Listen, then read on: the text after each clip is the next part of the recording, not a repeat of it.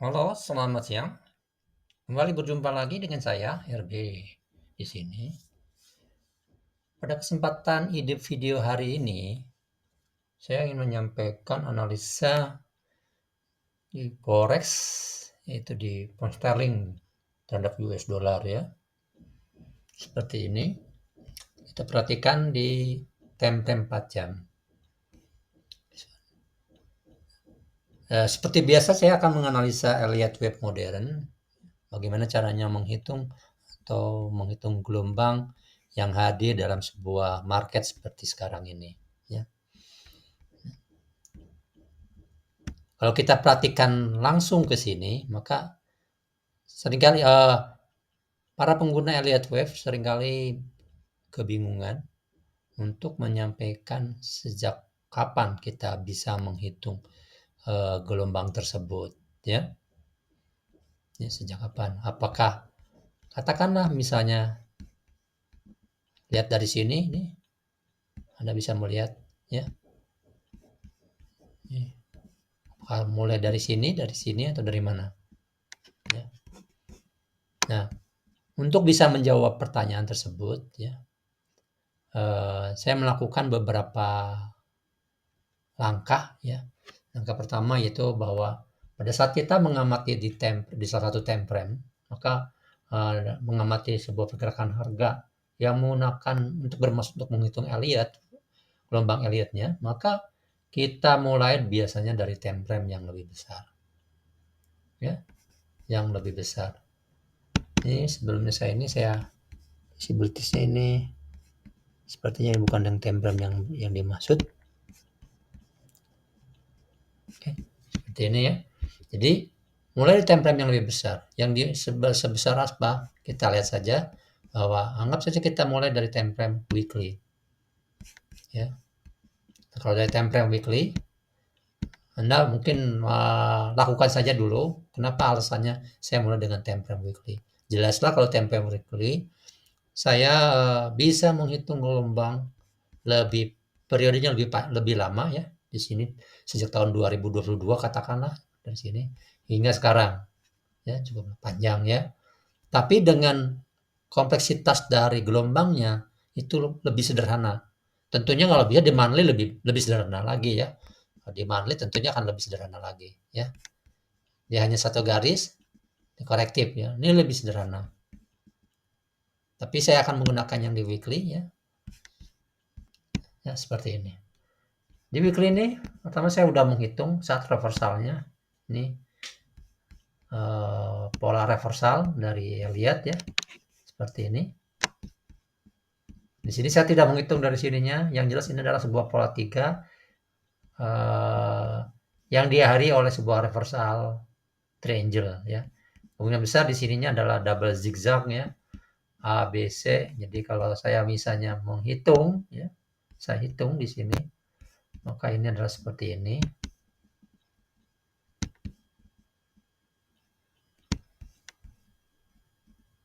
Ya, seperti itu ya. Saya kasih warna merah karena yang turun itu merah ya. Dan itu derajatnya saya kurang, saya coraknya ini. Nah, ininya saya bukan menengah tapi dia submillennium ya. Sama, yang berikutnya juga sama. Ya dari sini A, B, C ya. Jadi ini sorry maaf ya, ini ada yang salah sedikit. Ini zigzagnya bukan di sini. A, B, C. Ini X, A, B, C. Ya, ini A, B, C. Oke, betul ya. Ya, seperti ini. Kemudian diakhiri oleh sebuah triangle A, B, C, D, E. Nah, perhatian saya sebenarnya ini hanya untuk untuk melengkapi saja. Perhatian kita adalah dari sini untuk time frame weekly ya, dari sini sampai sini. Dari sini bisa jelaskan bahwa perhitungan gelombang mulainya untuk yang reversalnya, yang bullishnya itu adalah mulai dari sini, dari E titik E sini ya. Saya kasih tanda di sini. Silakan Anda bisa kasih tanda juga Anda sendiri. Katakanlah saya mau kasih tanda misalnya Ini yang naiknya, tanda panah yang naiknya. Nah, ini ya maksud saya. Jadi mulai dari sini mulainya. Nah, seperti itu ya. Kemudian dari situ mulailah perhitungan naik ya. Dari sini ya. Sini, sini. Nah, di sini mungkin Anda akan bingung ya. Cukup memahami. Di sini adalah bahwa dari mulai yang saya kasih tanda panah sampai sini adalah segmen ganjil sebuah pola 5. Dilanjutkan oleh sebuah, nah ini mungkin kalau di Elliott Wave teori tidak ada. Ini adanya cuma di Elliott Wave modern, yaitu bahwa ini bangunannya adalah pola formulanya 3-3-3 yang dinamakan sebagai double tree ya. Running double tree ya. Ini running double tree seperti ini ya. Jadi A-nya pola 3, A, B, C ya. Dengan nanti B-nya ini bukan di sini tapi B-nya di sini ya. A, B ya, B-nya di sini, di C ya. Dan setelah itu diikuti dengan sebuah B ya, berupa zigzag A, B, C dan dilanjutkan dengan pola 3 berikutnya tapi di sini adalah triangle.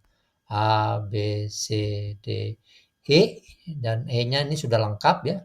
Tinggal melengkapi batasan-batasannya. Nah, disinilah kita mengamati bahwa yang kita amati nanti adalah dari D ke E. Jadi E ininya yang kita perhatikan.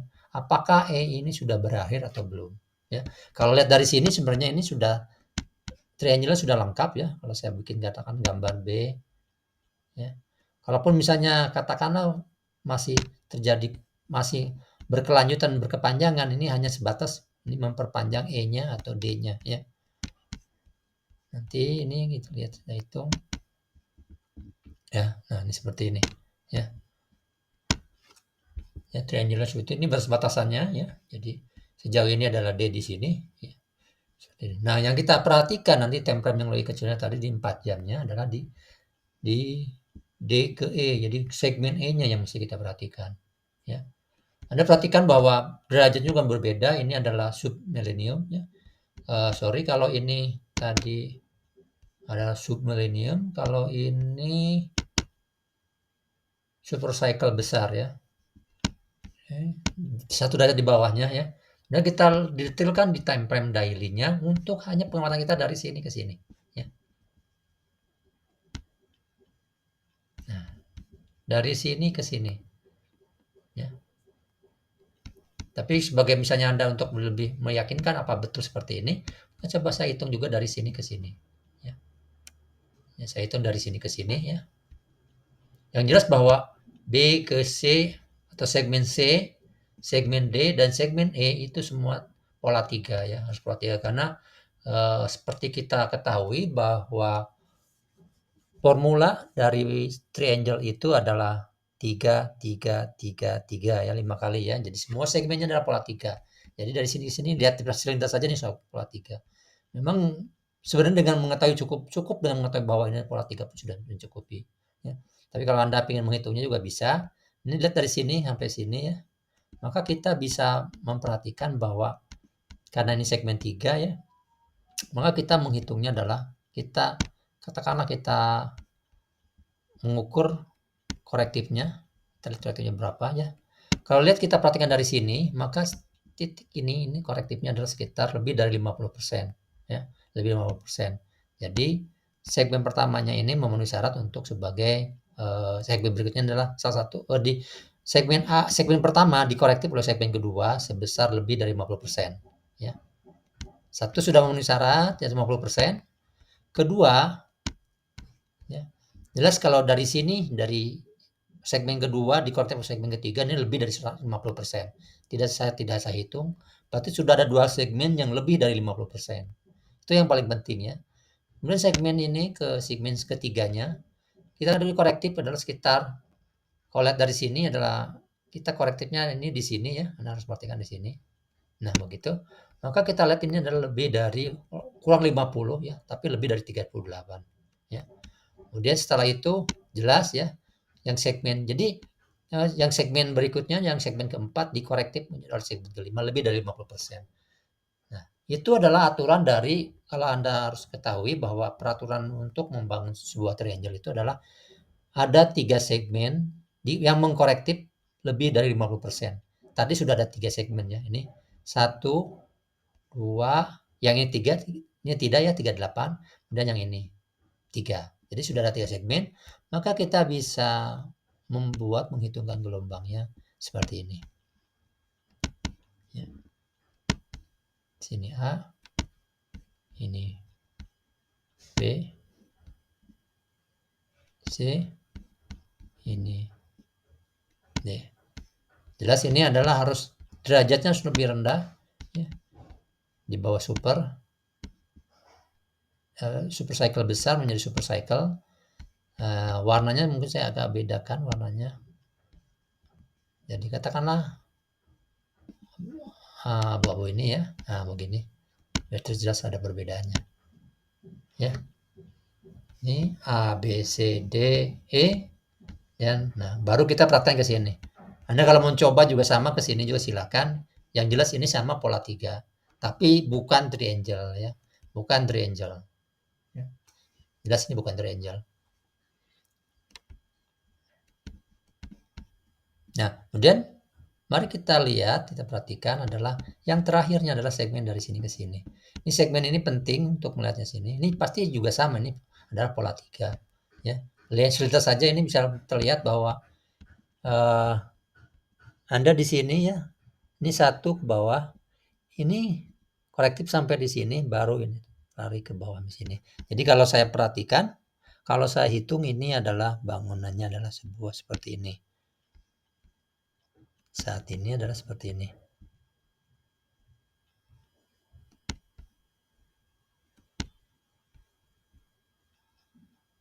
B, C. Ya. Ini derajatnya ya bawahnya super cycle. Ini warnanya adalah yang ini ya. Karena dia 1 derajat dengan subnya dari yang, kalau ini sub dari segmen D, kalau yang ini adalah sub dari segmen E ya. E untuk yang ini ya.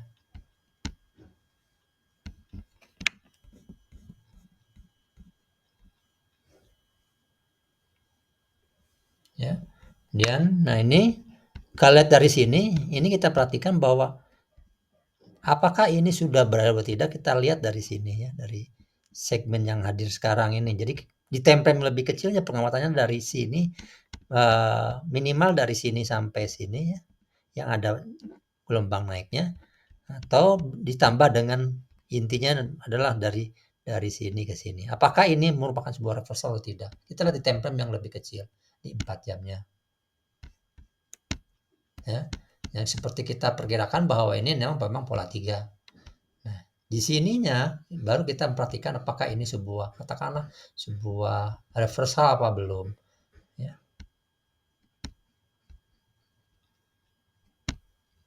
Walaupun Anda mungkin harus paham bahwa walaupun itu sebuah reversal sudah hadir, bisa jadi itu reversalnya adalah reversal di time frame yang kecilnya. Sedangkan di time frame lebih besarnya belum tentu sebuah bersilangkar lagi. Jadi kita harus bolak-balik ya untuk melihat sebuah reversal jangka pendek.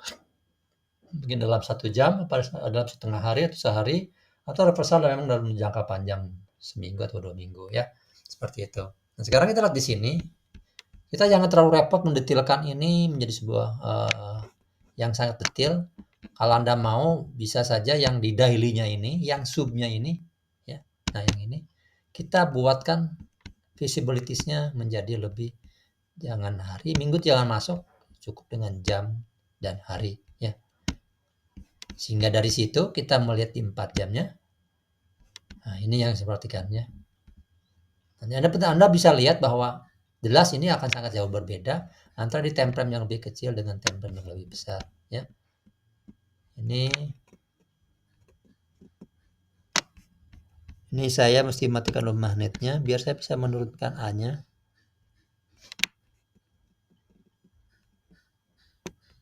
Nah, ya.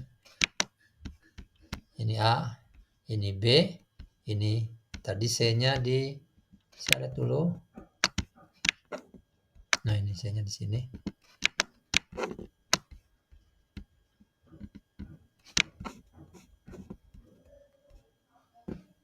Gitu. Gitu ya.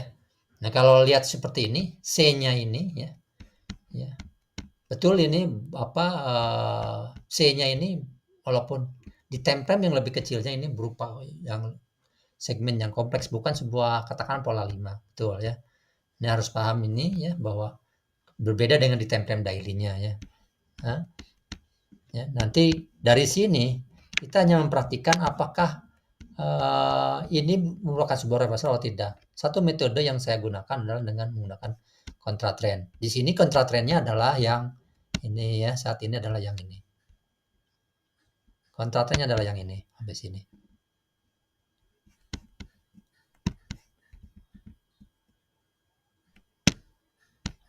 Ya, saya urutkan urutan visualnya, saya perbesar ke depan kan. Nah, begitu biar selalu. Nah, ini kontra trendnya di sini, dari sini sampai sini. Dan sejauh ini kontra trend ini sudah menyatakan bahwa ini karena dikorektif tidak melewati bahkan cuma seperti 38, maka kontra trend ini bisa jadi menjadi segmen pertama. Ini segmen kedua ya. Segmen genapnya, maka cara kita masuk adalah dengan cara katakanlah untuk di time frame ini adalah menggunakan yang namanya di sini ya. Buy stop ya. Tapi kalau Anda misalnya ingin lebih pastikan lagi, maka kita melihat di time frame yang lebih kecilnya, yaitu di 1 jam. Kita perhatikan. Tapi perhatiannya di sini, ke yang sini ya. Kita lihat 1 jamnya. Kita atur ulang lagi. Nah, maka kita lihat dari sini, maka sebenarnya korektifnya ini dari segmen genapnya, dari kontra trend dari H4-nya ini sampai di sini. Ini adalah kalau kita hitung ya 1 2 3 4 5. Jadi sudah boleh dikatakan ini sudah lengkap ya, sudah cukup banyak ya. Jadi 1 2 3 4 5 ya. Cuman ciri-cirinya ini masih landai. Yang kita harapkan adalah sebuah bangunan hampir mirip seperti ini ya. Dia naik dengan cepat, atau kalaupun yang di sini turun dulu dengan cepat ya, baru dia nanti naik cepat ya. Seperti itu. Tapi strateginya sama, yaitu dengan buy following atau buy stop ya. Geser beberapa ini ya. Dan jangan dimulai dulu. Kalau saya sih biasanya mulainya jangan dulu. Seperti sekarang ini saya tidak akan buy stop dulu. Kenapa? Karena ini cukup besar. Atau kalaupun misalnya akan saya lakukan, maka saya menghitung dulu, katakan sell stopnya, sell stop loss-nya itu adalah saya menggunakan yang ini ya. Stop loss-nya menggunakan yang itu ya. Stop loss di sini saya gunakan. Saya hitung kalau dia katakan kalau saya masuk pun juga saya cuman bisa loss cuman 3% secara total ya, dari modal ya. Ya dari modalnya ya, jadi ya. Seperti itu. Bukan jangan keseluruhannya. Jadi nanti masuk lotnya ini adalah sesuai, kalau saya hitung di sini misalnya kita perhatikan ya. Saya ingin lihat dari sini ke sini berapa. Sorry, salah. Saya ingin melihat itu berapa. Nah, dari sini ke sini. Itu sekitar 41% ya, 0,41%, atau kalau lihat dari sini mungkin sekitar, coba lihat saya itunya ya. Tentang apa perubahan pips. Nah, perubahan pipsnya yang saya butuhkan sekitar 52. Jadi 52 pips yaitu sekitar 50 pips ya. Jadi Anda harus bisa menghitung sehingga dengan ke loss 50%. Misal kalau saya punya katakanlah $10.000, maka saya akan main di katakanlah saya boleh loss hanya sekitar kalau 3% kali $10.000 itu sekitar $300. Kalau $300 50 pips, maka saya cukup main di 0,1 ya. Jangan di satu lot, jangan, tapi di 0,1. Sehingga dengan 0,1 saya cuma loss sekitar 52 sekitar $50 ya, $50. Saya cukup sampai di sini. Sekian, terima kasih.